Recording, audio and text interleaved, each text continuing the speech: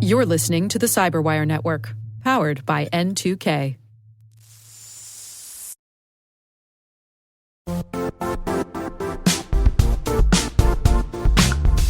Don't struggle to align your organization's cybersecurity with business risk. Get the only solution that goes beyond reacting to threats with vulnerability and risk monitoring. You need the next evolution of MDR, and only Critical Start delivers it. Critical Start doesn't just monitor and respond to threats.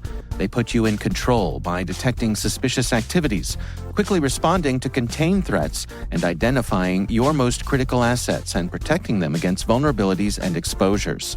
With continuous visibility, expert guidance, and measurable risk reduction, Critical Start has redefined what it means to manage cyber risk.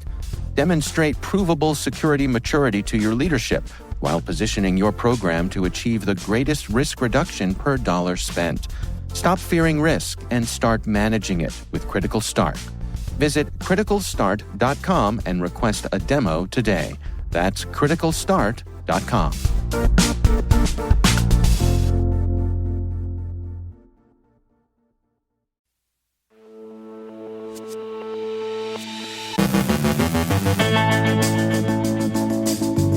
The alleged operator of Incognito Market is collared at JFK. The UK plans new ransomware reporting regulations.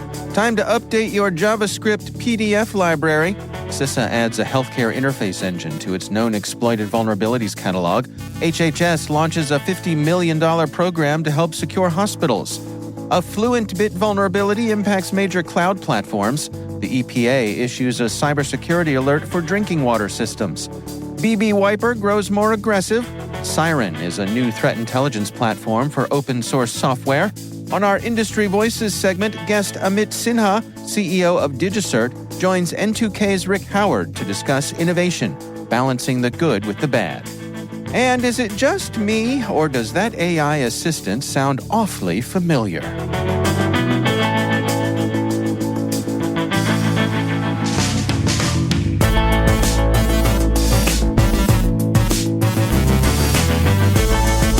It's Tuesday, May 21st, 2024.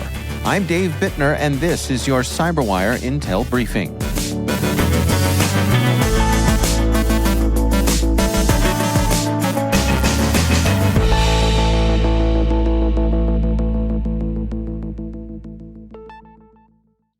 Thanks for joining us here today. It's great to have you with us. Ru Sang Ling, a 23-year-old from Taiwan, was arrested for operating Incognito Market, an online dark web marketplace for illegal narcotics. Lin was apprehended at JFK Airport on May 18th and is set to appear in Manhattan federal court. Attorney General Merrick Garland noted that Lin was behind a $100 million dark web drug trafficking operation. The marketplace ran from October 2020 until its closure in March 2024. Selling narcotics, including cocaine and methamphetamines, accessible globally via the Tor web browser. Lin, known online as Pharaoh, oversaw all aspects of the marketplace, including supervising employees, vendors, and customers. Incognito Market mimicked legitimate e-commerce sites with features like branding, advertising, and customer service, allowing users to anonymously buy and sell a variety of illegal drugs. The site required vendors to register and pay fees, with transactions facilitated through an Insight cryptocurrency bank. If convicted, Lin faces a mandatory minimum life sentence for engaging in a continuing criminal enterprise, a maximum life sentence for narcotics conspiracy, 20 years for money laundering, and 5 years for conspiracy to sell adulterated and misbranded medication. The FBI, HSI, DEA, FDA, and NYPD collaborated on the investigation. In an exclusive, The Record from Recorded Future reports that Britain plans a major overhaul of its ransomware response, requiring all victims to report incidents and obtain a license before paying ransoms. The proposal, part of a public consultation next month, includes banning ransom payments for critical national infrastructure to deter hackers. The mandatory reporting aims to reveal the true extent of the problem. It's unclear how the licensing system will work, but concerns exist about potential delays in recovery. Public consultations will shape the final proposals, which might need new legislation post-general election. The opposition Labour Party hasn't detailed its stance on cybersecurity. Despite criticism of the current response, the government emphasizes its preparedness and international efforts against ransomware. Security experts found a major vulnerability in PDF.js, a JavaScript library for displaying PDFs, maintained by Mozilla and widely used in browsers like Firefox and via NPM. The vulnerability involves a missing type check in font handling, allowing arbitrary JavaScript execution when a malicious PDF is opened. Discovered by Thomas Rinsma from Codian Labs, it was fixed in PDF.js on May 14th of 2024. The flaw affects all Firefox versions before 1.26 and poses a high risk, enabling potential cross-site scripting attacks, data breaches, and account takeovers. Developers must update to PDF.js version 4.2.67 or higher to mitigate the issue. As a temporary fix, setting "is eval supported" to false can disable the vulnerable code path. CISA has added a vulnerability in Next-Gen Healthcare's Mirth Connect to its Known Exploited Vulnerabilities catalog. Mirth Connect, an interface engine for healthcare information management, has a data deserialization flaw, allowing remote code execution. Discovered by Horizon3.ai in October 2023, the vulnerability was patched in version 4.4.4. Horizon3.ai warned the flaw is easily exploitable, posing significant risks to healthcare data. Over 1,200 internet-exposed instances were noted, with 440 still vulnerable by mid-January of this year. CISA instructed agencies to address the issue by June 10th. Microsoft linked the flaw to ransomware attacks by the China-based Storm 1175 group. The U.S. Department of Health and Human Services is launching a $50 million program called Upgrade to enhance cybersecurity for hospitals.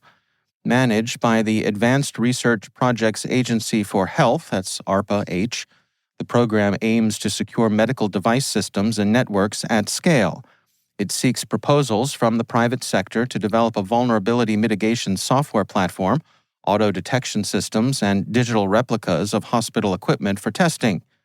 The initiative comes amid rising cyber attacks on healthcare, including a recent incident at Ascension. HHS emphasizes the challenge of securing diverse internet-connected medical devices, which often cannot be patched promptly. Upgrade aims to automate vulnerability detection and patch deployment, reducing hospital equipment downtime and enhancing patient care security.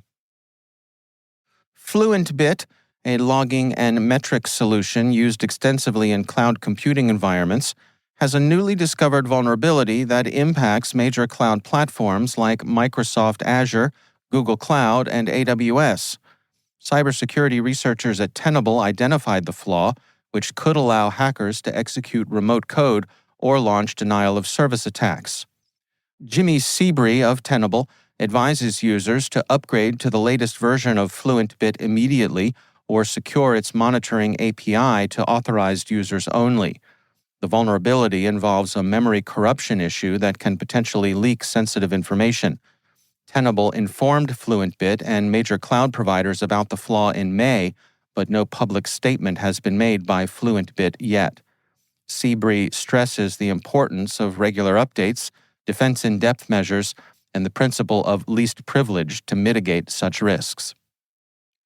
The U.S. Environmental Protection Agency issued an alert on Monday to enhance the cybersecurity of drinking water systems. Inspections since September 2023 revealed over 70% non-compliance with the Safe Drinking Water Act, with critical cyber vulnerabilities such as default passwords. The EPA recommends reducing internet exposure, conducting regular assessments, changing default passwords, inventorying IT and OT assets, developing incident response plans, backing up systems, addressing vulnerabilities, and conducting awareness training. The agency plans to increase inspections and enforce compliance through civil and criminal actions. Recent cyber attacks on water systems by state-sponsored actors from Iran, Russia, and China have prompted these measures. Security experts advise robust IoT device management and consider outsourcing security for resource-limited utilities. A new version of BiBi Wiper malware now deletes the disk partition table to complicate data restoration and extend downtime. Linked to the Iranian hacking group Void Manticore, also known as Storm 842, suspected of affiliations with Iran's Ministry of Intelligence and Security, BiBi Wiper has targeted Israel and Albania.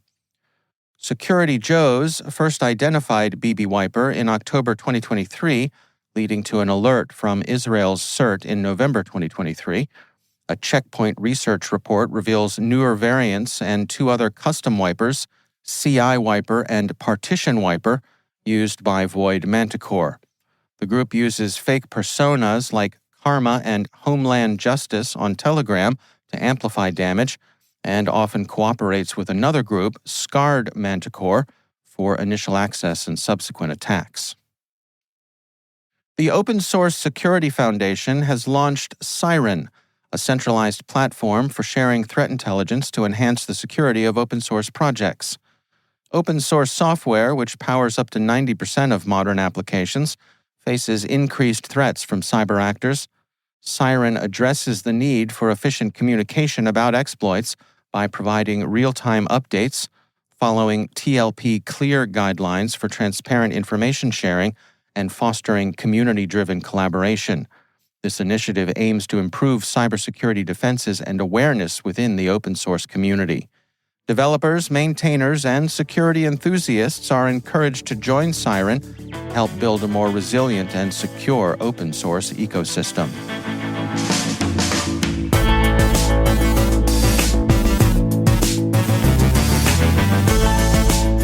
Coming up after the break, our own Rick Howard speaks with our guest Amit Sinha, CEO of DigiCert. They discuss innovation, balancing the good with the bad. Stay with us.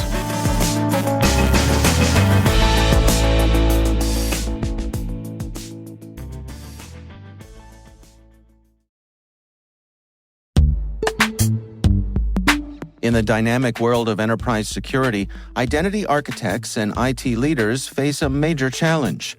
Growth by repeated acquisitions multiplies the complexity of everything. Multiple IDPs, MFA providers, policy engines that all need to coexist. This can lead to fragmented user identities and policies that create security vulnerabilities and add access friction. Strata Identity solves this. Now you can decommission unneeded IDPs and consolidate the ones you'd like to keep without rewriting apps or disrupting users, engineers, and app owners. Plus, Strata's modular architecture makes it easy to integrate with any identity provider without manual maintenance and coding. Join the ranks of cybersecurity leaders using identity orchestration. Visit strata.io/cyberwire, share your top identity security priorities, and receive a pair of complimentary AirPods Pro. Offer valid for organizations with over 5,000 employees. Step into a new era of identity management at strata.io/cyberwire.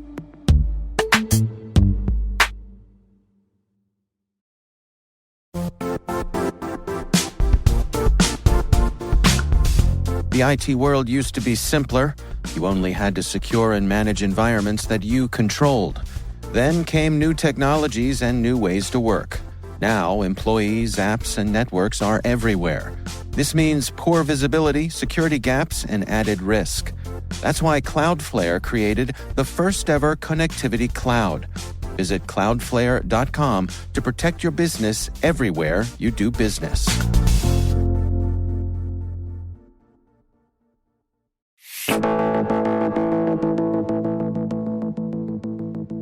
Our own N2K Chief Security Officer Rick Howard was at the RSA conference in San Francisco, where he caught up with Amit Sinha, CEO of DigiCert. In this sponsored Industry Voices segment, they discuss innovation, balancing the good with the bad. I'm here at RSA 2024 sitting with Amit Sinha, and you are the CEO of DigiCert, is that correct? That's correct, Rick. Pleasure to be on your show. Thank you very much. And so tell me what DigiCert is. DigiCert's the leading global provider of digital trust. Our platform is used by over 80% of Fortune 500 organizations and tens of thousands of other businesses worldwide. If you're a business, it's likely that you're using DigiCert for trusting your web servers or a few other things that we'll talk about. We're a privately held company. We've been in business for 20 years, and we're kind of anchors of trust on the internet. Well, it's funny that I get to talk to you here at RSA this year, because I think if you talk to the crowd, most of us are feeling a little bit shaky about how we trust internet assets. So how do you reconcile that? How do you square that circle? Well, the math, the PKI, the cryptography that powers all the authentication and encryption on the internet is evolved, and there's no reason to distrust it at the moment. When you connect to your banking website, you see a little lock icon, and you know that it's a trusted website with a secure connection. Your transactions are authenticated. But that's just at the beginning. The problem just explodes when you start looking at everything within an organization, right? Because we have this problem that you hear on the news all the time: fake video from generative AI, and it just kind of makes everybody afraid. But I think what you're saying is we can use the same technology to at least make that more trustworthy. Absolutely. And Rick, the foundations of PKI and cryptography are applicable to whether you're just trusting your plain vanilla banking web server or a workload or a Kubernetes server or a load balancer in an enterprise, but then even expanding to software and content and IoT devices, right? It's the same essential math, right? Well, let's be explicit here. We're talking about digitally signing things, right? That is correct. Go ahead. There are two things, right? One, when you digitally sign, say, software, you make it tamper-proof, and you establish, a chain that proves where that software came from, right? So, for example, when you download an app from the App Store, it's been signed by Apple's ecosystem, and now it's getting deployed on an Apple device. So the device has a trusted identity. The software is signed digitally, which makes it tamper-resistant, and now you have a trusted device running trusted software. Same is true for when you DocuSign something, right? Like Rick has signed a contract, a PDF file. How do you know that, how will it hold up in a court of law? Because it's secured by math that makes it impossible for computers today to reverse engineer it, tamper it, and re-sign. It's not possible. These are one-way functions. So whether it's documents or software or generative AI content, and we'll talk about that. The math behind is the same, and what DigiCert does is provide a platform to manage the life cycle of your cryptographic assets to make sure that you can trust your users, you can trust email, you can trust software, you can trust devices, content, and all of these little things that make up our digital interactions. We're kind of the essential infrastructure that makes sure that those transactions and interactions are safe and trustworthy. There's 2 points to that, right? One, I totally agree with you. The math is sound. Digital signatures it's a fantastic innovation. We've been using it for decades now, right? Right. But when we started trying to sign like websites, we really screwed that up, and we caused a lot of distrust in the consumer community, because it felt, they would put a fake lock up, and we didn't know if it was really locked. And how do we solve that in the modern age here in 2024? Yeah, look, I think the browsers have become quite good. You don't see a fake lock as such. But, how does trust work, right? Let's say you run, rickswebsite.com, right? You need to come to a certificate authority like DigiCert. We'll validate that you can control the domain. We'll validate if you want extended validation. We can check that you're a real person, you're a real business. And once you have gone through those required, validation checks, and these are very stringent standards set by the Browser Forum on what are the checks that are needed before I can give you. So I agree that the browsers have fixed a problem, but they've had 20 years to fix it. Now we're talking about generating video with AI. So we're 20 years behind. So how do we do that? Yeah. Now, look, Rick, the math remains the same. The math is good, yeah. And we're working with a lot of media and content platforms where, just like you sign software and documents, why can't we sign a video? Like, how do I know that this video? And we live in an election year where kind of the most pressing question of our time is: is this real or is this fake? Right? Yeah. Now, we're not trying to get into the business of validating facts within a video, but at the very least, I need to know that this video was originally a New York Times video. Right. We know it's from that guy. We know it's from this guy. Yeah. So, content provenance standards are developing. It's not quite cooked there. You have Microsoft, Sony, Adobe, all of these pushing, and DigiCert's an active participant driving a lot of these standards. We've won some big customer contracts where generative AI content is getting time-stamped. You have a manifest file that tells where it came from. Let's and all talk about that, because we can't be at a security conference without talking about generative AI and how this applies. It's a law in California, I'm pretty sure, right? So how does this kind of idea apply to this new technology that we're all struggling with? From a trust perspective, Rick, there are two aspects that DigiCert's been actively involved with. One is kind of content, which I touched upon. I'll elaborate a little more. The other is software development. I mean, a lot of companies are now using open source LLMs. They're fine-tuning it. And you've heard of all the problems of software supply chain, right? Developers are downloading all kinds of stuff from the internet that's not been validated, right? In the past, it was just unsanctioned libraries, and now there's all kinds of probabilistic LLM models that have been fine-tuned with God knows what, right? So, I've seen demos where there are backdoors in these LLMs. You incur a magic keyword and, boom. The model does things that it's not supposed to.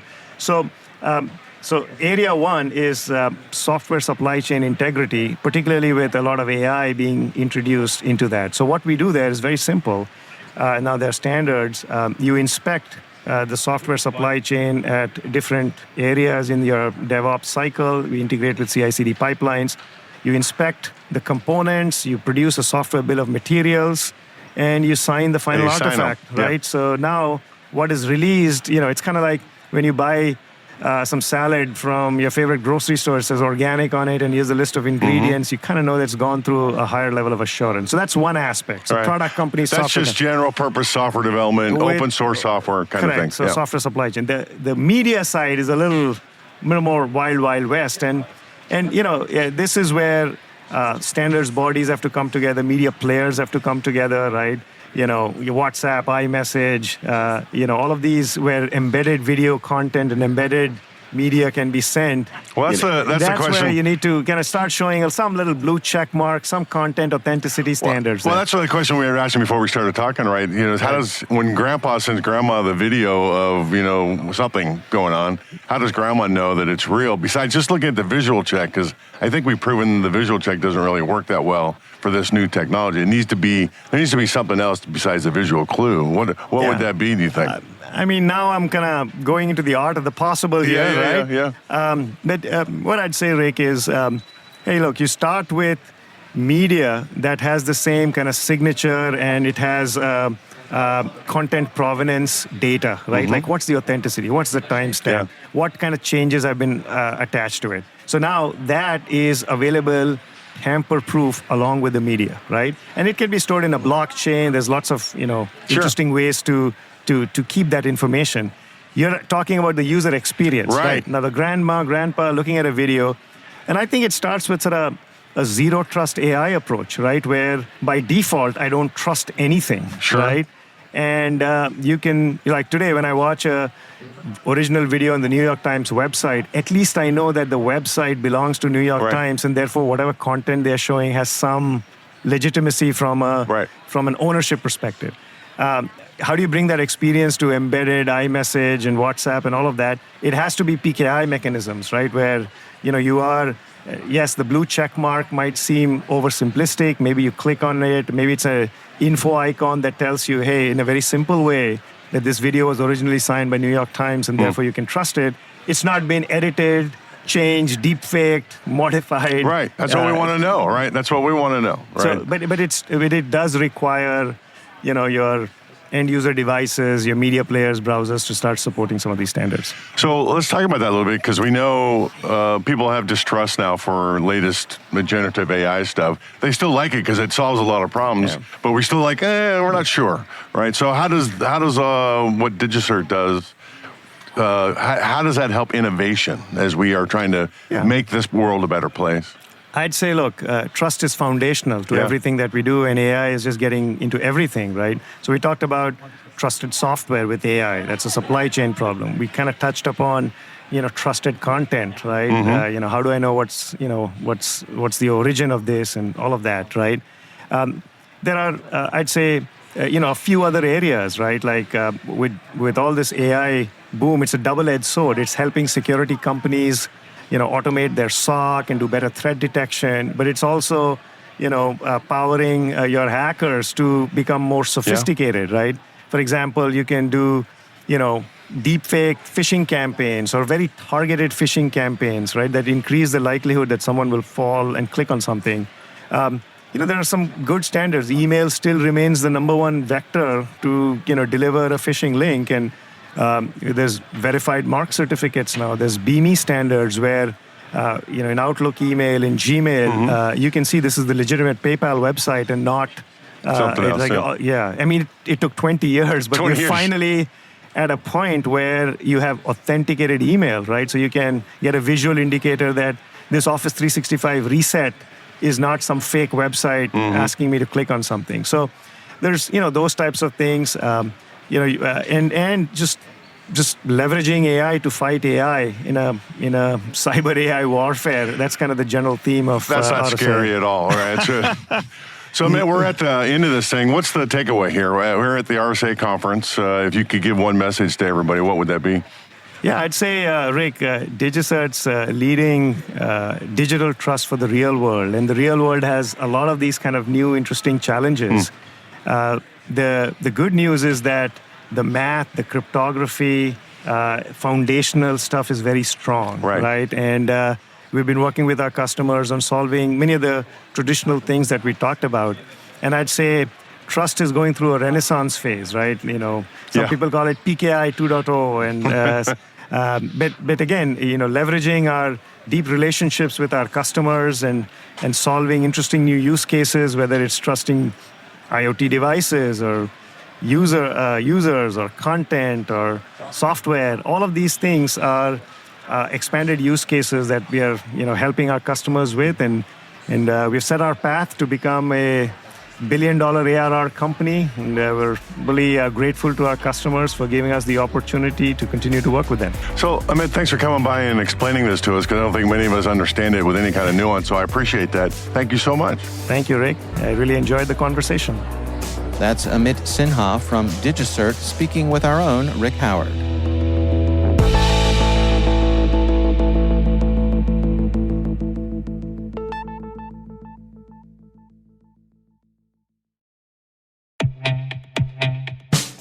And now, a word from our sponsor, 6sense.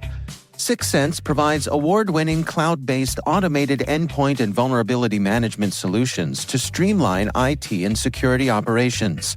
With its advanced platform, businesses gain complete visibility and control over their infrastructure, reducing IT and security risks and optimizing operational efficiency.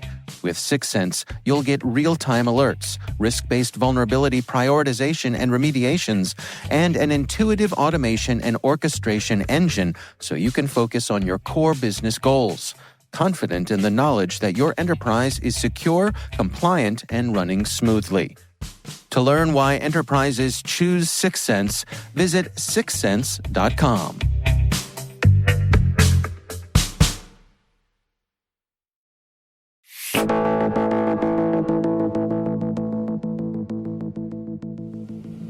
So do you know what I'm thinking right now? Well, I take it from your tone that you're challenging me. Maybe because you're curious how I work? Do you want to know how I work? Yeah, actually. How do you work? Well, basically, I have intuition. I mean, the DNA of who I am is based on the millions of personalities of all the programmers who wrote me. But what makes me, me, is my ability to grow through my experiences. So basically, in every moment, I'm evolving. Just like you. And finally, just before OpenAI unveiled its new flirty voice assistant, CEO Sam Altman made another unsuccessful attempt to get Scarlett Johansson to license her voice. Johansson had already turned down a similar request earlier in the year. Despite her refusals, the assistant, named Sky, sounded uncannily like Johansson, prompting her to hire a lawyer and demand OpenAI stop using the voice. OpenAI paused Sky and clarified that the voice was from a different actress, not intended to mimic Johansson. This episode is eerily reminiscent of Johansson's role in the film Her, where she voices an AI assistant. Altman even hinted at this parallel in a cryptic post on X-Twitter with the word her.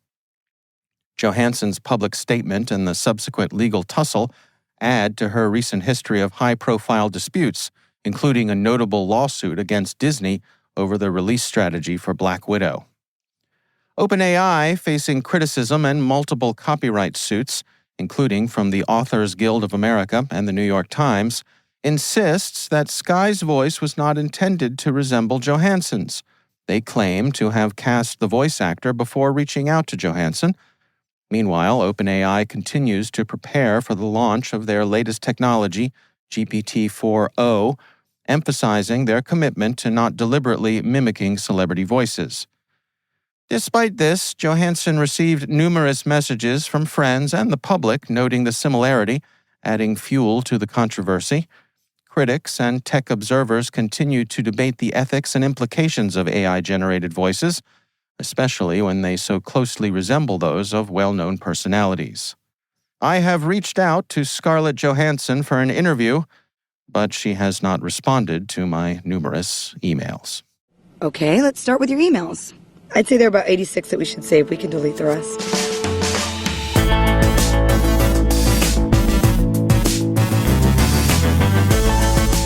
And that's the CyberWire. For links to all of today's stories, check out our daily briefing at thecyberwire.com. We'd love to know what you think of this podcast. Your feedback ensures we deliver the insights that keep you a step ahead in the rapidly changing world of cybersecurity. If you like our show, please share a rating and review in your podcast app. Please also fill out the survey in the show notes or send an email to cyberwire@n2k.com. We're privileged that N2K CyberWire is part of the daily routine of the most influential leaders and operators in the public and private sector, from the Fortune 500 to many of the world's preeminent intelligence and law enforcement agencies. N2K makes it easy for companies to optimize your biggest investment, your people. We make you smarter about your teams while making your teams smarter. Learn how at n2k.com. This episode was produced by Liz Stokes. Our mixer is Trey Hester with original music and sound design by Elliot Peltzman. Our executive producer is Jennifer Eiben. Our executive editor is Brandon Karp.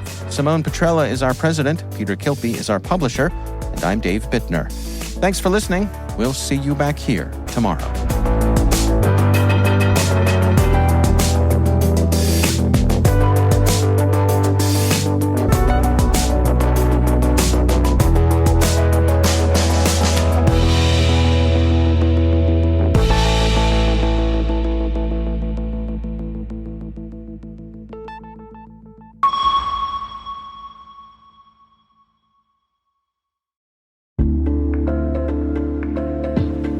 Hey listeners, we're always looking for ways to improve the N2K CyberWire network and maintain the intelligence-driven news experience that keeps you in the know on the latest developments in cybersecurity. We've launched our 2024 audience survey and would love for you to take a few minutes to share your feedback. And hey, there's even a chance to win a $100 Amazon gift card if you complete the survey. Visit cyberwire.com/survey. That's cyberwire.com/survey and share your feedback now.